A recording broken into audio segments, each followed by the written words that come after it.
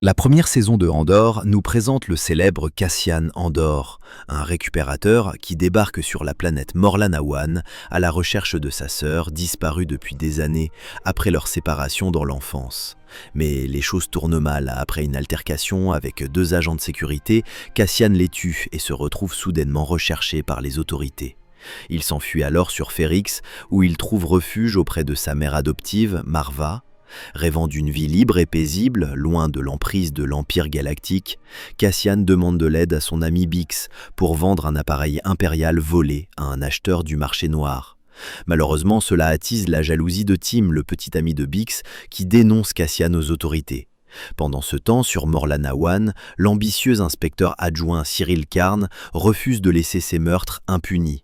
Bien décidé à faire régner la justice, il se lance avec zèle à la poursuite de Cassian jusqu'à Ferrix pour tenter de l'arrêter. Pendant ce temps, Cassian fait la rencontre de Luten Rael, l'acheteur du marché noir recommandé par Bix. Rapidement, Luten s'intéresse moins à l'appareil volé qu'au talent bien réel de Cassian en tant que contrebandier et espion. Alors que Karn mène une attaque brutale sur Ferrix pour capturer Cassian, au cours de laquelle Tim trouve la mort, ce dernier accepte de fuir avec Luten et de le suivre pour une mission mystérieuse. Ils se rendent sur la planète Aldhani, où Luten demande à Cassian d'intégrer un groupe de rebelles déjà sur place, chargé de voler une grosse cargaison de crédits impériaux. Le groupe est mené par Vel Sartha, accompagné de sa compagne médecin Cinta Kaz, du méfiant Skin, d'un ancien Stormtrooper nommé Taramine et du jeune idéaliste Nemik.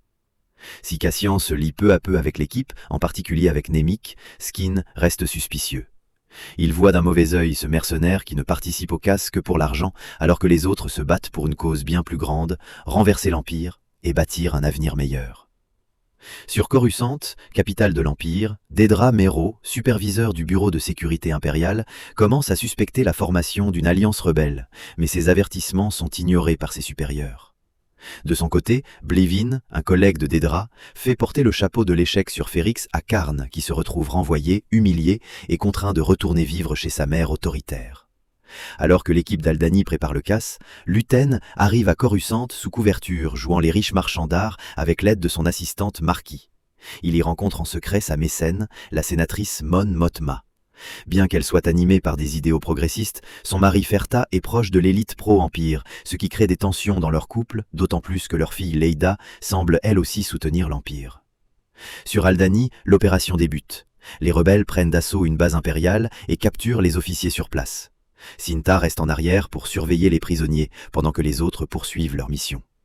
Gorn, un officier impérial infiltré, révèle être un allié des rebelles et les aide à accéder à la salle des coffres. Mais les véritables soldats impériaux finissent par découvrir le complot et une fusillade éclate. Gorn et Taramine y perdent la vie. Cassian, Vel, Skin et Nemik parviennent à s'enfuir à bord d'un vaisseau avec les crédits, mais dans la précipitation, une pile de caisses écrase Nemik, le blessant gravement. Une fois les TIE Fighters semés, Cassian convainc Vel de le laisser s'éloigner temporairement.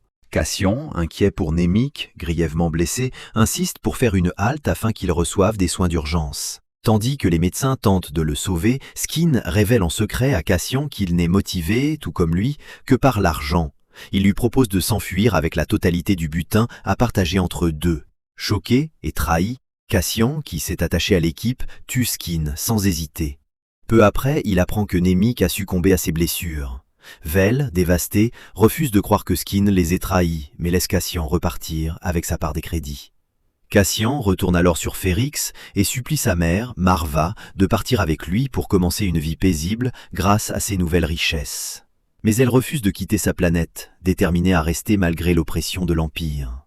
Cassian confie alors une partie de son argent à Bix, son ami fidèle, lui promettant de revenir, puis s'enfuit vers une station balnéaire pour vivre caché sous un faux nom, Kif. Mais la tranquillité est de courte durée, même ce paradis est rattrapé par la répression impériale. Accusé à tort de comportement suspect, Cassian est arrêté par un Stormtrooper zélé. Pour avoir simplement tenté de se défendre, il est condamné à 6 ans de prison. Pendant ce temps, Luten prépare une nouvelle opération contre l'Empire. Il collabore avec un rebelle nommé Krigir pour attaquer une centrale impériale, tout en tentant de convaincre l'extrémiste Saw Gerrera de se joindre à leur cause. Il révèle également à Mon Mothma que c'est avec ses fonds qu'il a financé le casse d'Aldhani, ce qui la plonge dans l'inquiétude quant à l'exposition de ses liens avec la rébellion. Pour couvrir ses traces financières, Mon Mothma accepte à contre-cœur un accord avec l'oligarque corrompu Davos Kuldun.